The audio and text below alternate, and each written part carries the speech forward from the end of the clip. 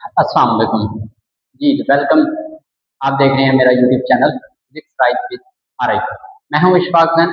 आज चलते हैं सेकंड ईयर फिजिक्स के एक नए टॉपिक के साथ, नए चीज के साथ।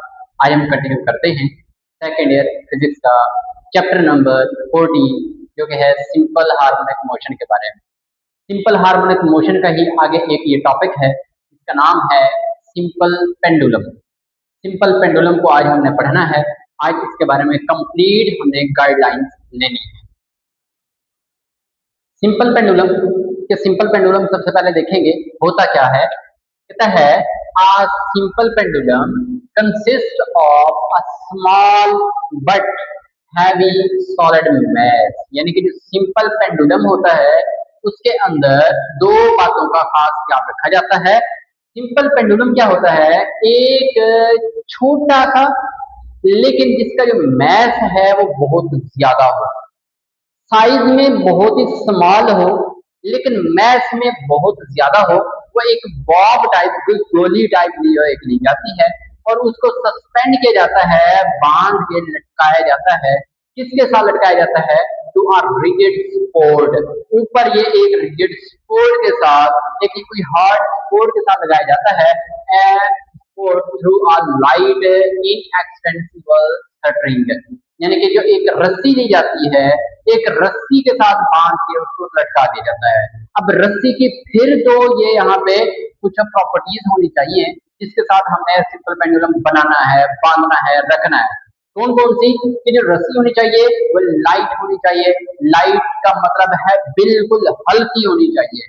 उसका जो वेट है वो ना होने के बराबर हो, मतलब उसका जो वेट है वो इस मैस के वेट में कोई असर ना डाले। इसलिए उस रस्सी का जो जो डोरी का जो वेट होना चाहिए वो इंतहाई स्मॉल होना चाहिए, लाइट वेट होनी चाहिए वो। और दूसरी बात क्या है? इनएक्सटेंसिबल होनी चाहिए। उसमें एक्सटेंशन भी नहीं होनी चाहिए। ये ना हो कि हम ऊपर से रस्सी को डोरी को बांध लें, नीचे से जब मैस लटकाएं तो उसकी लेंथ पहले इतनी थी, अब उसकी लेंथ बढ़ जाए। ये वाला काम भी नहीं होना चाहिए। वो यानी कि इनएक्सटेंसिबल स्ट्रिंग हो, और दूसरी बात वो उसका जो वेट है वो इंतहाई कम हो, ना होने के बराबर। इसको कहते होते हैं सिंपल पेंडुलम। अब ये हमने एक सिंपल पेंडुलम बना लिया, अब उसको एक्सप्लेन करते हैं। क्या कहता है कि कंसीडर आ सिंपल पेंडुलम। फर्ज कर लें हमारे पास एक सिंपल पेंडुलम में मौजूद है और बॉब ऑफ मैस एम। यानी कि जो बॉब ले रही हैं, वो जो गोली ले रही है छोटी सी, उसका मैस कितना है? एम उसका मैस है। ठीक हो गया। एम उसका मैथ है, उसको हमने अटैच कर दिया, लगा दिया, कनेक्ट कर दिया किसी के साथ एक लाइट इनएक्सटेंसिबल स्ट्रिंग। यानी कि बगैर वजन वाली, बगैर एक्सटेंशन वाली एक हल्की सी डोरी के साथ, और उस डोरी की लेंथ है वो एल है। इधर से लेकर इधर तक की जो उसकी लंबाई है, डोरी की लेंथ है वो एल है। और ये जो बॉब है, छोटी सी गोली है, इसका जो मैथ है वो एम है। ठीक हो गया। फिर कहता है कि इनिशियली स्टार्ट के अंदर, initially the pendulum is at rest at mean position O. Start के अंदर, शुरू के अंदर वो जो पेंडुलम है वो रेस्ट पे होगा। ये मीन पोजीशन है उसकी, मीन पोजीशन। स्टार्ट के अंदर रेस्ट पे है, यानी कि जैसे हमने बांधा उसको खड़ा कर देंगे तो वो ऐसे जो है ना वो रहेगा अपनी मीन पोजीशन पे, ऐसे रहेगा। फिर नेक्स्ट क्या करना है हमने? The pendulum is displaced. अब उसमें डिस्टरबेंस क्रिएट करनी है, हमें उसको लेके जाना है।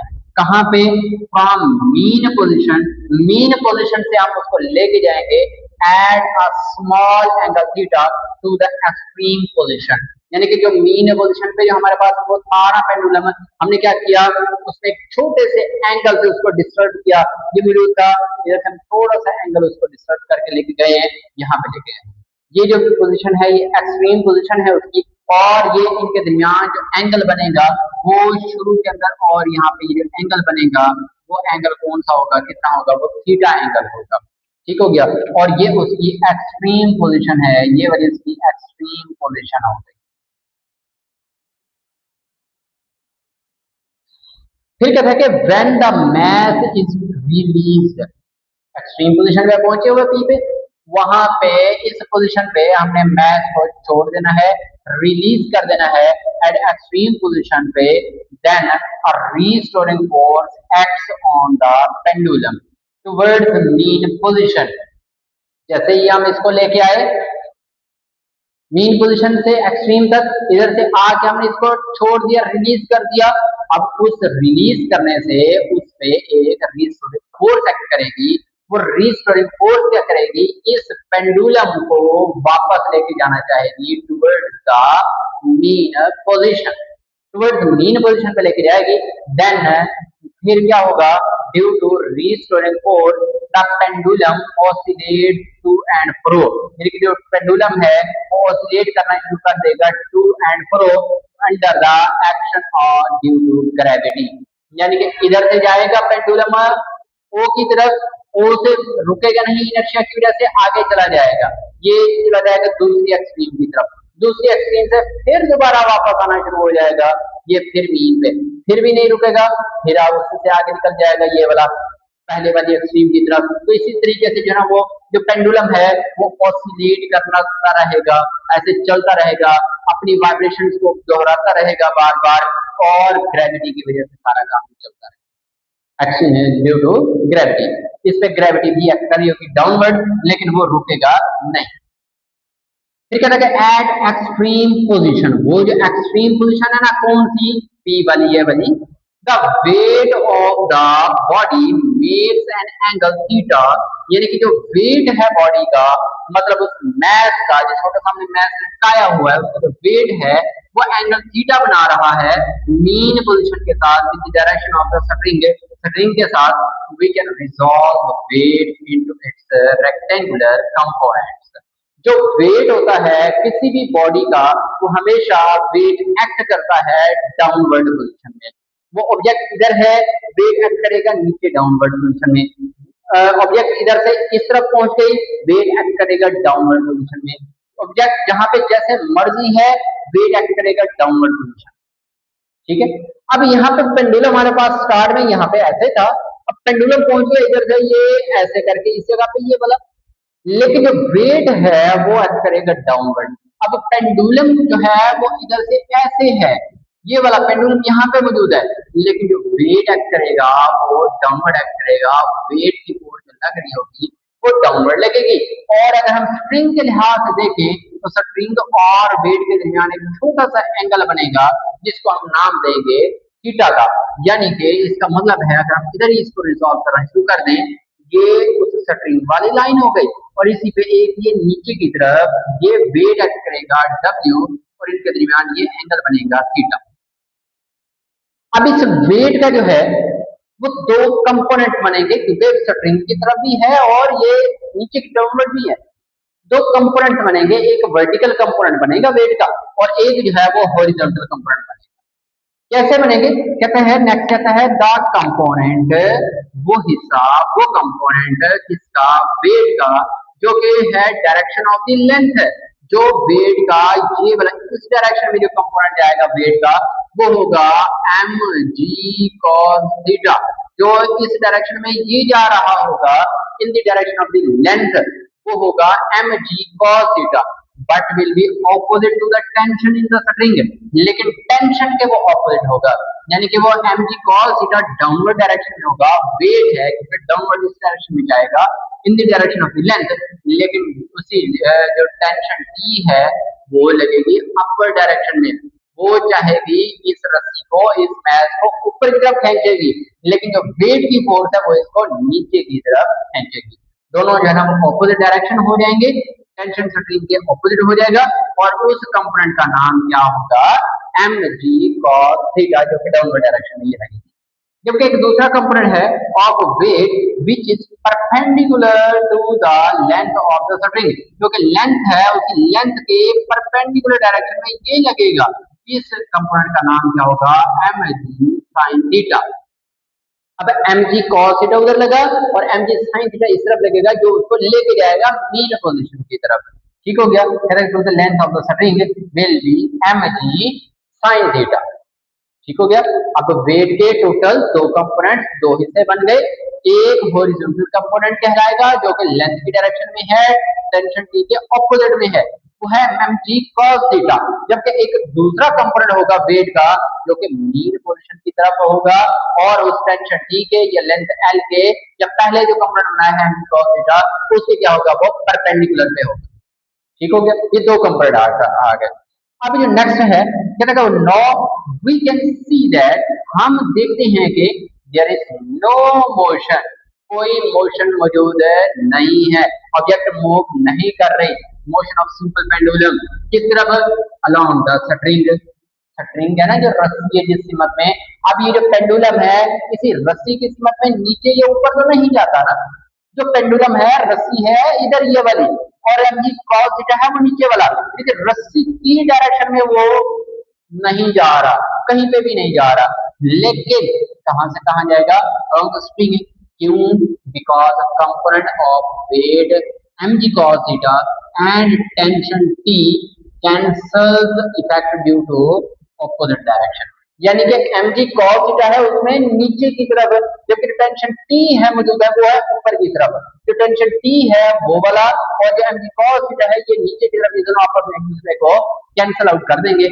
कैंसल आउट करेंगे यानी कि अगर इसमें टोटल फोर्सेस देखेंगे तो जो टेंशन टी वाली फोर्स है वो बराबर हो जाएगी mg cos थीटा की फोर्स के, दोनों आपस में इक्वल होगी, लेकिन डायरेक्शन में दोनों दोनों ऑपोजिट हो जाएंगी, जिसकी वजह से ये वाली फोर्स और ये वाली फोर्स फोर्स आपस में एक दूसरे को कैंसिल कर देंगी। यानी कि वो जो मैस m है वो ना तो ऊपर जाएगा और ना ही वो मैस m नीचे जाएगा, यानी कि बिल्कुल भी वो मूव एक डायरेक्शन में मूव नहीं करेगा।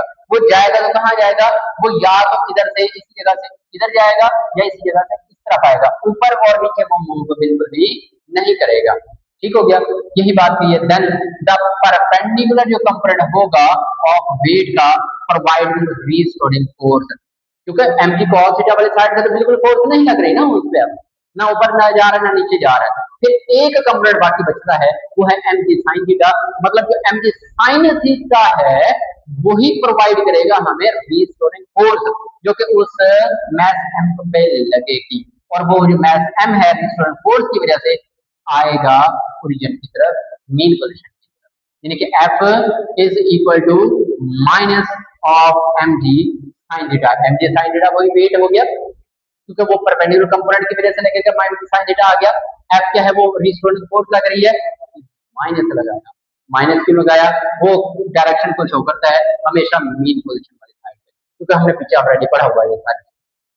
द नेगेटिव साइन, ये जो नेगेटिव साइन है ये वाला, the negative sign shows acceleration of simple pendulum is always direct towards the mean position, यानी कि जो एक्सेलरेशन है वो हमेशा उसकी डायरेक्शन मीन पोजीशन की तरफ होती है, इसलिए ये जो नेगेटिव साइन है ये उसी चीज को शो करता है, क्योंकि वो अगर डायरेक्शन में उस तरफ जाएगा एक्सेलरेशन की डायरेक्शन तो ये बन गया ना, मीन पोजीशन से p दूसरे की तरफ जाएगा, एक्सेलरेशन की डायरेक्शन तो ऑपोजिट है उसी के, इसलिए वो नेगेटिव साइन आ जाएगा वहां पे।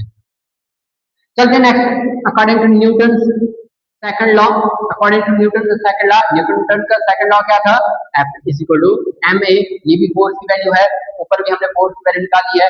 इस इक्वेशन की फोर्स और इस इक्वेशन की फोर्स को दोनों को आपस में कंपेयर करेंगे, मतलब यह है कि इस फोर्स की जगह पे ये वाली ma है इसको लगा दें, यहाँ पे पुट कर दें, हमारे पास बन जाएगा ma is equal to minus mg sin theta.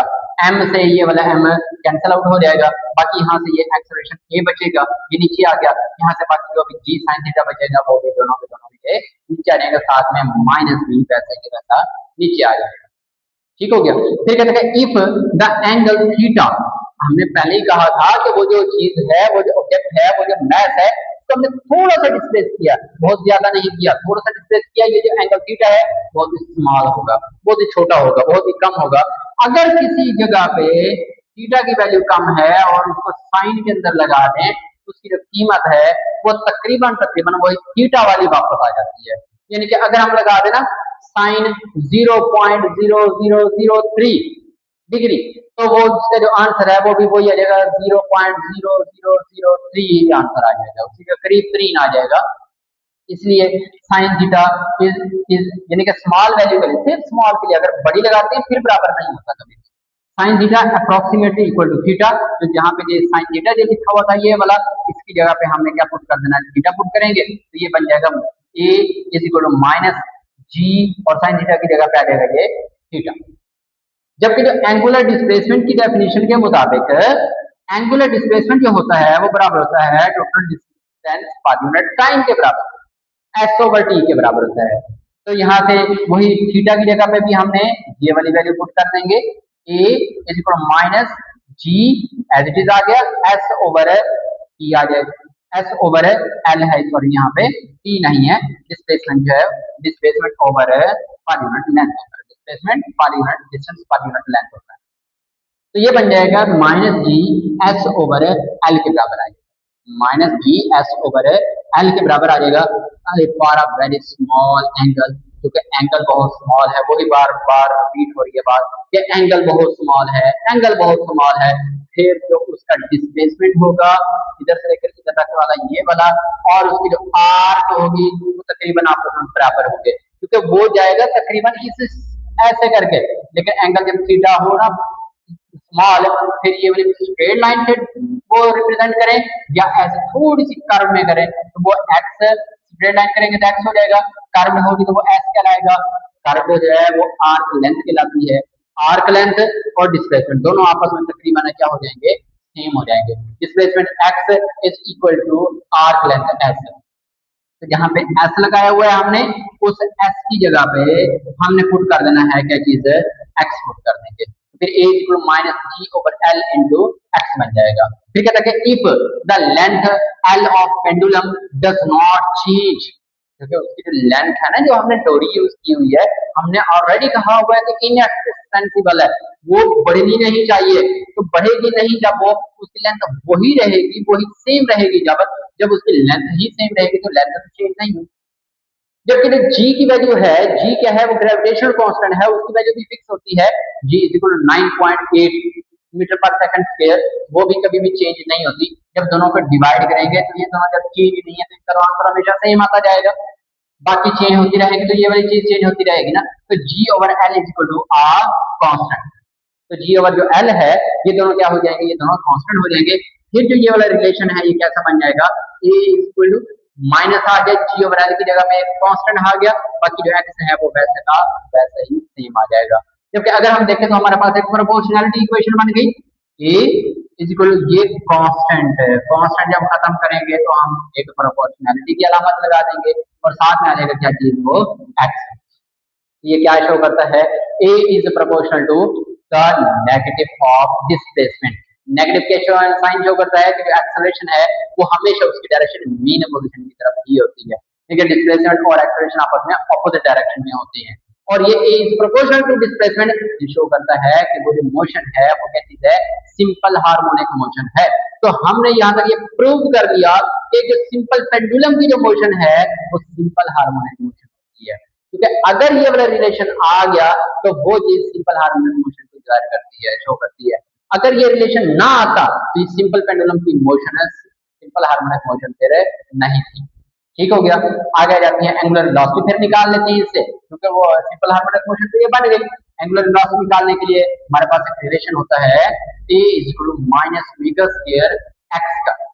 तो यहाँ से ए की वैल्यू भी हमने निकाली हुई है, ये जो ए आया ऑलरेडी ए की वैल्यू हमने निकाली हुई है यहाँ से, ये वाली इक्वेशन, तो ये इक्वेशन 5 और इक्वेशन ये 6 आपस में कंपेयर किया, दोनों को वैल्यूज को देखा, तो यहाँ से ये वैल्यू उठा के यहाँ पे पुट कर दें तो ओमेगा स्क्वायर बराबर आ जाएगा जी और एल के लिए माइनस या माइनस साइन कैंसिल आउट हो जाएगा, एक्स से एक्स भी हमारा कैंसिल हो जाएगा, बाकी आ जाएगा ओमेगा स्क्वायर इज इक्वल हो जाएगा जी ओवर एल के बराबर, ये वाली इक्वेशन बन जाएगी। यहाँ से स्क्वायर को खत्म करने के लिए इसके रूट लगाएंगे हम जब दोनों साइडों पे, ये कैंसिल हो जाएगा, यहाँ से सिर्फ यानी कि ओमेगा बचेगा, ओमेगा बराबर आ जाएगा जी ओवर एल का स्क्वायर रूट, ये आ गई उसकी एंगुलर वेलोसिटी। नेक्स्ट फ्रीक्वेंसी भी हम निकाल सकते हैं, फ्रीक्वेंसी का फॉर्मूला होता है W omega, omega is equal to 2 pi F के बराबर होता है। यहाँ से एफ को निकाल लें, ये जो 2 पाई है दूसरी साइड पे चला जाएगा, जाके उसके नीचे डिवाइड हो जाएगा, तो F is equal to 1/2 pi omega बन जाएगा। ओमेगा की वैल्यू हमने ऑलरेडी यहाँ से निकाली हुई है, तो इसको पुट कर देंगे यहाँ पे, तो जब एफ फ्रीक्वेंसी बराबर हो जाएगा 1/2 पाई अंडर रूट जी ओवर एफ, ये वाला आ जाएगा। जबकि अगर हम टाइम पीरियड निकालना चाहें तो टाइम पीरियड जो होता है वो रेसिप्रोकल होता है किसके, फ्रीक्वेंसी के, फ्रीक्वेंसी के रेसिप्रोकल होता है टाइम पीरियड। टाइम फ्रीक्वेंसी की वैल्यू अभी हमने ऑलरेडी यहाँ से ये निकाली हुई है, तो ये वाली वैल्यू जब यहाँ पुट करेंगे 1 में चेंज करेंगे तो ओवर में जो 2 पाई था ये ऊपर चला जाएगा, जबकि इधर जी ओवर एल था ये एल ओवर जी बन जाएगा। ये इक्वेशन बन जाएगी टाइम पीरियड की। यानी कि हम उस पेंडुलम का, सिंपल पेंडुलम का टाइम पीरियड भी कैलकुलेट कर सकते हैं कि वो एक चक्कर अपना कितने टाइम में वो पूरा करता है। कैसे कर सकते हैं?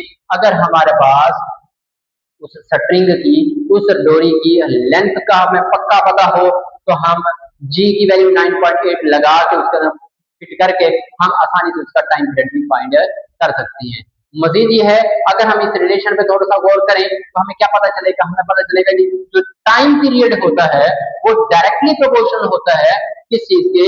To the square root of length. यानी कि ये लेंथ के स्क्वायर रूट के डायरेक्टली प्रोपोर्शनल है टाइम पीरियड, जबकि यही जो टाइम पीरियड है ये इनवर्सली प्रोपोर्शनल होता है to the square root of gravitational acceleration है जी। यानी कि जो टाइम पीरियड टी है वो लेंथ के डायरेक्टली प्रोपोर्शनल होता है और टाइम पीरियड जो टी है वो ग्रेविटेशनल एक्सेलरेशन जी के इनवर्सली प्रोपोर्शनल होता है। तो टाइम पीरियड है वो सिर्फ दो चीजों पे डिपेंड कर रहा है, लेंथ पे और जी पे, ग्रेविटेशनल एक्सेलरेशन पे, जबकि जो टाइम पीरियड है वो कोई डिपेंड नहीं करता इन दो चीजों पे, मैथ पे भी डिपेंड नहीं करता और एम्पलीट्यूड पे भी डिपेंड नहीं करता। यानी कि हम इस सिंपल पेंडुलम के अंदर मैथ जो मर्जी हम यूज करें, बड़ा मैथ यूज करें, छोटा सा मैथ यूज करें, उसका टाइम पीरियड पे डिपेंड वो कोई अनुसार नहीं आएगा, टाइम पीरियड पे कोई फर्क नहीं पड़ेगा। यानी कि अगर कोई एक सिंपल पेंडुलम 1 सेकंड के अंदर 2 चक्कर कंप्लीट करता है, अगर हम मैथ बढ़ा दें तो बड़ा मैथ ले लें, फिर भी वही सिंपल पेंडुलम 1 सेकंड के अंदर 2 चक्कर ही कंप्लीट करेगा। अगर लेंथ उसकी वही आए, वही सेम हो और जी की वैल्यू भी वही हो तो ये डिपेंड नहीं करेगा। जबकि दूसरी चीज भी वो किस चीज पे डिपेंड नहीं कर रहा, वो एक्स पे, एम्पलीट्यूड एक्स पे भी डिपेंड नहीं कर रहा। हम जितना मर्जी उसको आगे लेके जाएं, उसको थोड़ा सा लेके जाएं और जरा आगे तक लेके जाएं, वो वापस जैसे छोड़ेंगे वही 1 सेकंड में वो 2 चक्कर ही कंप्लीट करेगा। तो वो टाइम पीरियड है जो वो मैथ पे भी डिपेंड नहीं करता और एम्पलीट्यूड एक्स पे भी डिपेंड नहीं करता। ये दोनों चीजों पे वो इंडिपेंडेंट होता है। जबकि नेक्स्ट एक छोटी सी डेफिनेशन आ जाती है बात बात कि सेकंड पेंडुलम, सेकंड पेंडुलम किसे कहते हैं? एक ऐसा पेंडुलम होता है जिसका जो टाइम पीरियड है वो 2 सेकंड हो, मतलब 2 सेकंड के अंदर 2 सेकंड में जाके वो अपना एक वाइब्रेशन कंप्लीट करता है। क्योंकि जैसे हमने छोड़ा वो जाए वहां, वहां आपसे वापस आ जाए, 2 सेकंड उसको टाइम लगे ये जाने में और वापस आने में, ऐसे पेंडुलम का हम नाम देते हैं सेकंड पेंडुलम का। बेटा ये था आज का हमारा लेक्चर जो कि था सिंपल पेंडुलम का, जो कि था second year physics chapter number 14 से। चैप्टर नंबर 14 जो है वो सिंपल हार्मोनिक मोशन के बारे में है। उसके बारे में हमने कंप्लीट ये सिंपल पेंडुलम के बारे में देखा कि सिंपल पेंडुलम होता क्या है। सबसे पहले तो हमने ये देखा, फिर उसके अंदर कौन कौन से फैक्टर्स होते हैं, वो उसकी जो मोशन होती है वो सिंपल हार्मोनिक मोशन होती है, और मजीद उसके अंदर डिफरेंट वैल्यूज भी निकाली हमने, एंगुलर वेलोसिटी निकाल लिया, फ्रीक्वेंसी निकाल लिया और टाइम पीरियड भी निकाला। एंड में देखा जो सबसे इंपॉर्टेंट बात है वो ये है कि टाइम पीरियड जो है वो सिंपल पेंडुलम का किस किस चीज पे डिपेंड करता है और किस किस चीज पर वो डिपेंड नहीं करता। ये था बेटा आज का हमारा लेक्चर, और ये आज का लेक्चर फिलहाल पूरा हुआ। और चैनल को सब्सक्राइब करना ना भूलें ताकि आने वाली हर वीडियो आप लोगों तक पहुंचे। अल्लाह।